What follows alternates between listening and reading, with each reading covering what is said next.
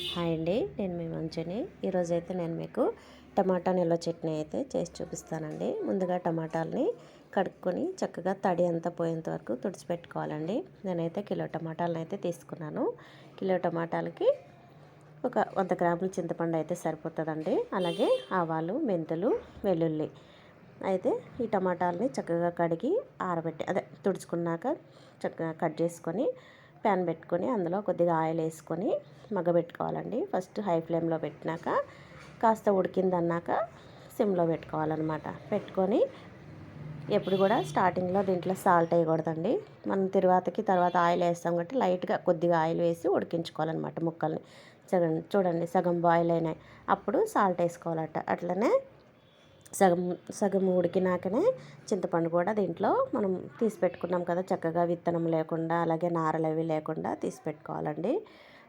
నేనేమో kilo టమాటాలకైతే 3 table స్పూన్ల salt వేసినాను. అట్లనే ఒక 100 గ్రాముల చింతపండు అయితే పెట్టినానండి. నెక్స్ట్ ఇది ఉడికినంత వరకు కూడా కొంచెము కలుపుతూ ఉండాలన్నమాట, లేదంటే కిందంతా అడుగు పడుతుంది అనమాట. చూడండి మనకి ఉడికిందని ఎట్లా తెలుస్తుంది, ఆయిల్ పైకి తేలితే తెలుస్తుంది అనమాట. మొత్తం అయితే ఇది ఉడికిపోయిందండి. నేనైతే స్టవ్ ఆఫ్ చేసిన. మిక్సీకేమో దీంట్లో పౌడర్ వేయాలి కదా, దానికోసం ఒక 2 టేబుల్ స్పూన్ల ఆవాలు అలాగే ఒక 2 టేబుల్ స్పూన్లు మెంతులు నేను పౌడర్ చేసుకున్నాను అనమాట. అలాగే కేజీ టమాటాలకి 3 ఎల్లుల్లిపాయలు తీసుకున్నాను అనమాట. అవన్నీ కూడా చక్కగా పొట్టు తీసి ఒలిచిపెట్టిన. చూడండి పౌడర్ చేసుకున్న. ఇది పౌడర్ అయినాక ఎల్లుల్లిపాయలు మనం తాలింపులో వేస్తాము, కానీ దీంట్లో కూడా కొన్ని అయితే వేసుకుంటే బాగుంటుందని ఉద్దేశం, స్పైసీగా ఉంటుందని నేను ఈ మిక్సీ జార్లో కొన్ని వెల్లుల్లి రెబ్బలు అయితే వేసుకుంటాను అనమాట. అలాగే 3 టేబుల్ స్పూన్ల కారం, ఒక 2 టేబుల్ స్పూన్లు నేను ఉడికించినప్పుడు వేసిన, మళ్ళీ ఒక టేబుల్ స్పూన్ అయితే ఈ మిక్సీ జార్లో వేస్తున్నానండి. ఇదంతా పేస్ట్ చేసుకొని తర్వాత దాంట్లో కలపాలని ఉద్దేశంతోనమాట. చూడండి ఎల్లుల్లి రెబ్బలు కూడా ఇందులో వేసి మిక్సీ తిప్పినానమాట. తిప్పినాక ఇప్పుడు మనం ఉడికించుకున్న ఇది ఉంటుంది కదా, దీన్ని కలిపి మనం మిక్సీ జార్లో వేసుకోవాలన్నమాట. మళ్ళీ మనం తిరువాతకనమాట.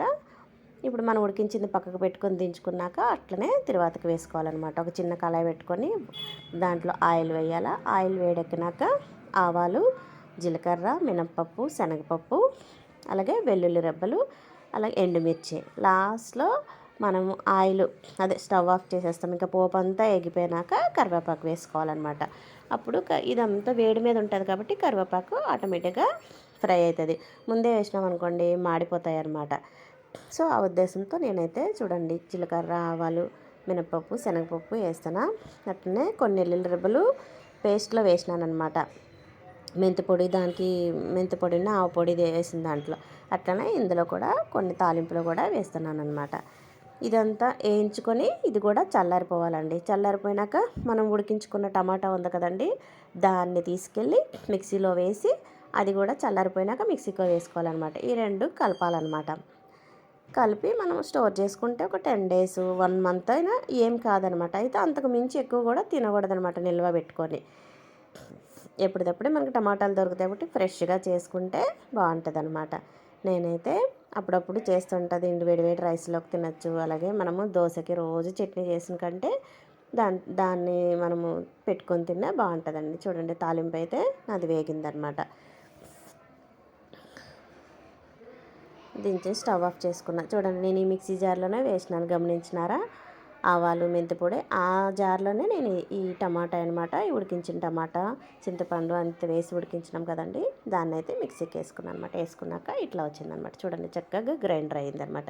చిన్న జార్లో వేసుకుంటే కొంచెం మెత్తగా ఉంటుందండి ఏదైనా. పెద్ద జార్లో అయితే కొంచెం తొక్కలాగా ఉంటాయన్నమాట. అందుకు మనం ఆల్రెడీ తాలింపు వేసుకున్నాం కదా, ఆ పోపుని అది చల్లారింది కాబట్టి రెండు కలుపుకోవాలన్నమాట. కలుపుకొని బాక్స్కి వేసుకొని ఎత్తిపెట్టుకుంటే మనం శీతాకాలం కాబట్టి బయట పెట్టుకున్నా పోదండి, ఫ్రిడ్జ్లోనే పెట్టాలనేమి లేదు. ఫ్రిడ్జ్ లేని వాళ్ళు కూడా దీన్ని తయారు చేసుకొని స్టోర్ చేసుకోవచ్చు అనమాట. ఒకసారి ట్రై చేయండి.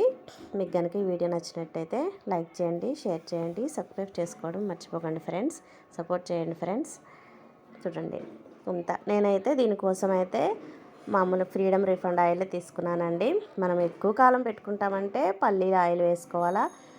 మనకి ఎలాగా ఫ్రిడ్జ్లో అందుబాటులో ఉన్నాయి కాబట్టి మనం డైలీ యూజ్ చేసుకున్న ఆయిల్ వేసుకున్నా మంచిది. ఏమంటే పల్లి ఆయిల్ అయితే ఇంకా హెల్దీ అనమాట.